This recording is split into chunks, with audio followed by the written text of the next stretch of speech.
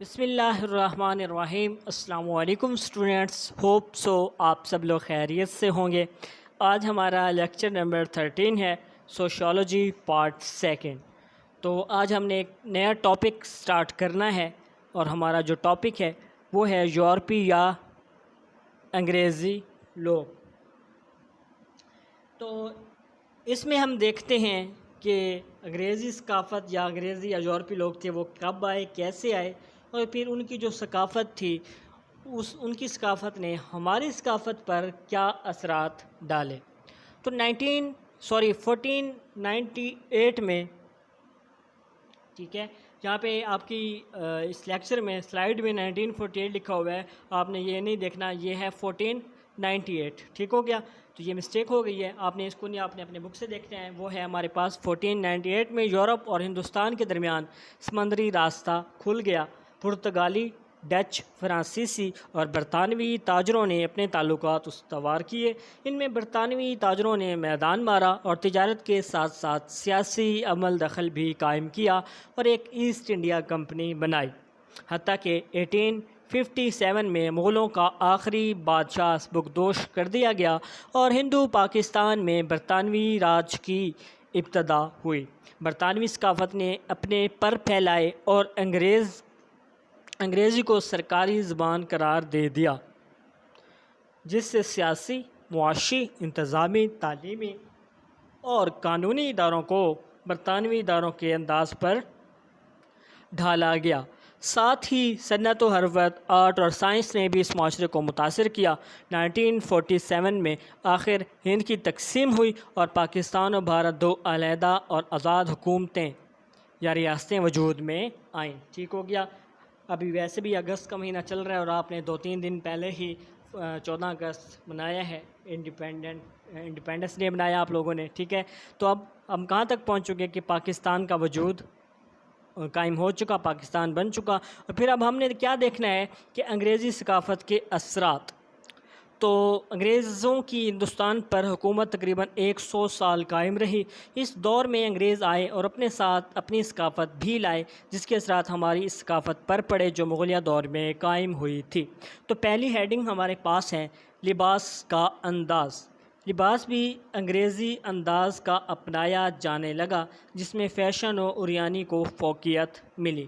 نیچے تصویر دی گئی ہے پیج نمبر 23 پہ، تو آپ دیکھ سکتے ہیں کہ انہوں نے کس طرح اس کو مینشن کیا ہے۔ تو اگر آج بھی دیکھیں تو آپ لوگوں کو پینٹ شرٹس وغیرہ یہ ساری چیزیں انگریزی لباس آج بھی دیکھنے کو ملتا ہے۔ جو ہمارے آفیسز ہیں بڑے بڑے، تو یہ معیار سمجھا جاتا ہے کہ شاید کوئی یہ اس طرح کے لباس پہن کے وہ بندہ کوئی پڑھا لکھا ہوگا، ٹھیک ہے، یا بہت زیادہ ایجوکیٹڈ ہوگا۔ تو یہ بات نہیں ہے، ڈریسنگ آپ کی ایجوکیشن کا معیار نہیں ہے، آپ کے نالج کا معیار یہ ڈریسنگ یا انگلش لینگویج نہیں ہے، ٹھیک ہے۔ لیکن پھر بھی دیکھیں تو ہماری روزمرہ زندگی میں یہ اثر آپ کو بہت دیکھنے کو ملتا ہے۔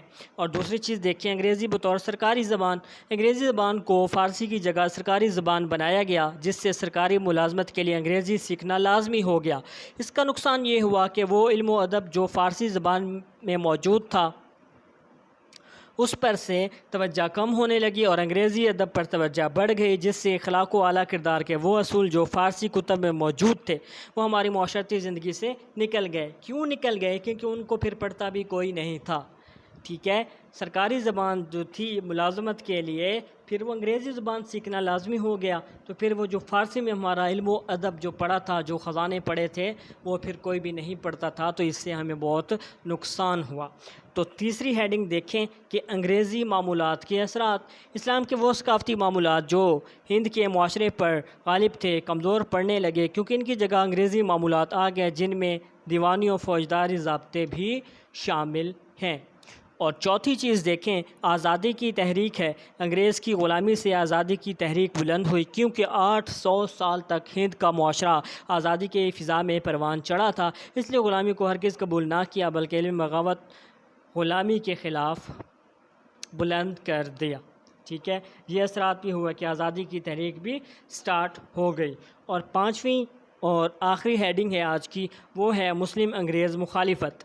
انگریزوں نے مسلمانوں پر ہندوؤں کو فوقیت دی، کیونکہ وہ ان کے اتنے مخالف نہ تھے جتنے مسلمانوں کے تھے، اس لیے مسلمان انگریزوں کا سب سے بڑا مخالف قرار پایا اور مسلمانوں کو زیادہ مصائب و مظالم کا سامنا کرنا پڑا. ٹھیک ہے، تو اگر آپ دیکھیں کہ جب یہ تقسیم ہوا، پاکستان کو الگ کیا گیا ہندوستان سے، ٹھیک ہے، جب یہ تقسیم کی گئی ہندوستان اور پاکستان کی، تو انگریزوں نے ہی کی.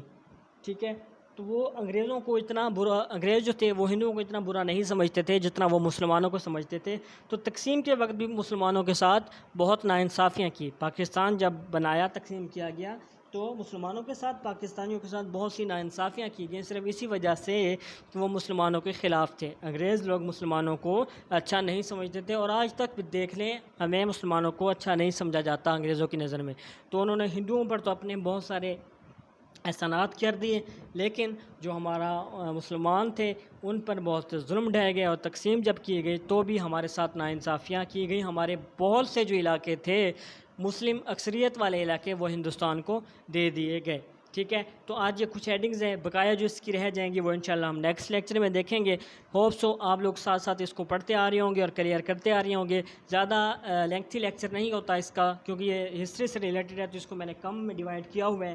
تو کرنا صرف یہ ہے آپ لوگوں نے کہ اس کو ساتھ ساتھ پڑھنا ہے اور ساتھ ہی ساتھ کلیئر کرنا ہے، تاکہ آپ کا کوئی مسئلہ نہ ہو. اگر کسی چیز کی، کسی بات کی، کسی ڈیٹ کی، کسی ٹاپک کی سمجھ نہیں آتی ہسٹری سے ریلیٹڈ، تو وہ ضرور پوچھیے، وہ انشاءاللہ آپ کو کلیئر کرا دیا جائے گا. تو یہ جو اس کی کچھ ہیڈنگز رہ گئی ہیں وہ انشاءاللہ ہم نیکسٹ لیکچر میں، کل والے لیکچر میں اس کو ڈسکس کریں گے. تو تب تک اپنا خیال رکھیے گا، نیکسٹ لیکچر میں ملاقات ہوگی. اللہ حافظ.